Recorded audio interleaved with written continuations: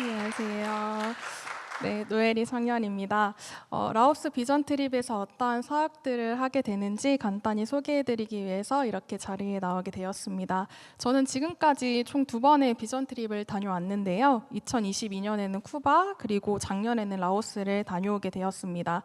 두 곳 모두 그 어린이 사역이 중심이긴 하지만 라오스 비전 트립은 특히 어린이 사역의 비중이 더 크다고 생각하시면 될 것 같습니다. 먼저 라오스에 대해서 간단하게 소개해드리자면 라오스는 공산주의 국가로 전체 인구 중 95%가 불교를 믿는 나라입니다. 이처럼 종기적으로는 거의 전 국민이 불교의 영향권 안에 있기 때문에 기독교는 여전히 어려운 환경 속에서도 활동하고 있습니다. 현재 라오스에서는 장기선 선교사님과 윤순옥 선교사님 두 분이 사역 중이시고요. 열악한 지역에 있는 아이들을 위해 학교를 세우시고 장학 사업을 하고 계십니다. 다음으로 라오스 비전 트립에서 어떠한 사역들을 하게 되는지 소개해드리겠습니다. 우선 크게 두 가지로 나눠볼 수 있는데요. 첫 번째는 선교사님께서 세우신 임마누엘 교회의 외부 도색 작업이 있고, 두 번째로는 어린이 캠프 사역이 있습니다. 지금 보시는 사진은 임마누엘 교회의 벽과 문을 도색하고 있는 사진인데요. 저희는 녹슨 부분들은 페인트질하고 사진에는 없지만 잡초도 베가면서 해가 질 때까지 작업을 했습니다. 다음으로는 어린이 캠프 사역에 대해 말씀드리려고 하는데요. 어린이 캠프에서 하게 될 활동은 크게 세 가지로 단체 체육 활동과 미술 활동, 음악 활동입니다. 지금 보시는 사진에서 맨 위에 있는 사진이 남얌초등학교이고 아래에 있는 사진이 이제 폼팽초등학교입니다.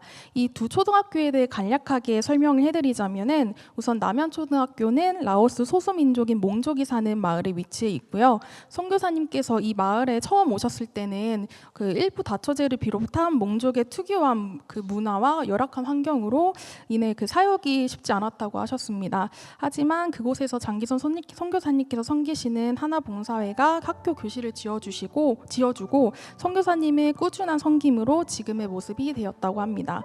남현초등학교가 소수민족의 학교였다면 그 아래에 있는 폼팽초등학교는 라오스 주족이 다니는 학교인데요. 소수민족 사람들과 달리 마음에 완고함이 있어 신앙을 받아들이는 건 좀 더디다고 하셨고, 이것에 대해 계속 기도해 달라고 선교사님께서 말씀해 주셨습니다. 다음으로는 이제 어린이 캠프 활동 사진인데요. 우선 저희가 학교에 처음 가게 되면 찬양과 율동으로 어린이 캠프 활동의 문을 열게 되고, 그 다음으로 단체 체육 활동을 하게 됩니다. 단체 체육 활동으로는 다 같이 할 수 있는 판 뒤집기, 림보, 그 풍선 꼬리잡기 같은 게임을 진행을 했고요.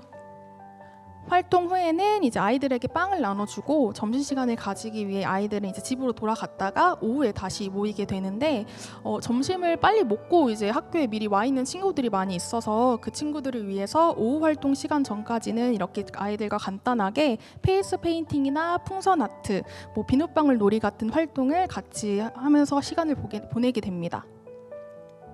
그리고 중간중간에 이제 저희가 준비했었던 워십과 무언극을 친구들에게 보여주고 있습니다. 다음으로는 미술활동 사진인데요.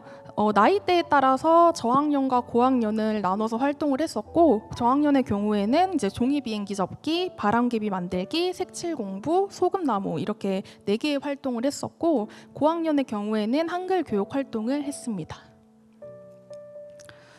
다음으로는 음악활동 사진인데요. 음악활동의 경우에도 저학년과 고학년으로 나눠서 저학년은 캐스터네츠, 에그쉐이크, 그리고 고학년은 핸드벨, 오카리나로 나눠가지고 그 좋으신 하나님, 싹트네 같은 찬양에 맞춰서 이제 악기를 연주해보는 활동을 했습니다. 그리고 마지막에 이제 4번째 사진처럼 각자가 배운 악기로 다 함께 맞춰서 연주를 하는 시간도 가졌습니다.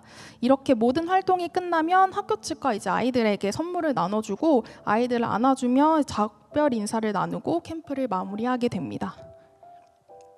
그리고 마지막 일정으로는 저희가 이제 처음 도색 작업을 했던 임마누엘 교회로 가게 되는데요. 임마누엘 교회에서도 앞서 말씀드렸던 것처럼 미술 활동과 음악 활동을 했었고, 저희는 이 사역을 마지막으로 독일로 다시 돌아오게 됩니다. 항상 선교를 다녀오면 이제 그 시간들이 너무나도 은혜롭고 벅찬 감동으로 가득하지만 막상 다시 독일에서 일상생활로 돌아가게 되면 어느 순간 또 그 감동들을 이제 잊고 살게 되더라고요. 이번에 이걸 준비하게 되면서 저는 이제 선교 활동을 했을 때 벅찼던 감정들을 다시 느낄 수 있었습니다. 지금 이 자리에서 제가 어떤 은혜를 받았고 어떤 감동이 있었는지는 다 말씀드릴 수는 없지만 확실한 건 선교를 통해 하나님의 일하심을 경험할 수 있었고 큰 감동과 은혜가 있었다는 것입니다. 이미 그 선교를 한번 다녀오셨던 분들이라면 아마 제 말에 공감을 하실 거라고 생각이 드는데 그 감동을 잊고 계셨던 분들은 올해 이제 선교를 기회로 다시 한번 신청하셔서 그 감동을 다시 느꼈으면 좋겠고요. 아직 혹시 한 번도 선교를 경험하지 못하신 분들이 계시다면 하나님께서 어떤 은혜를 준비해 놓으셨는지 기대하시는 마음으로 꼭 신청을 하셨으면 좋겠습니다. 감사합니다.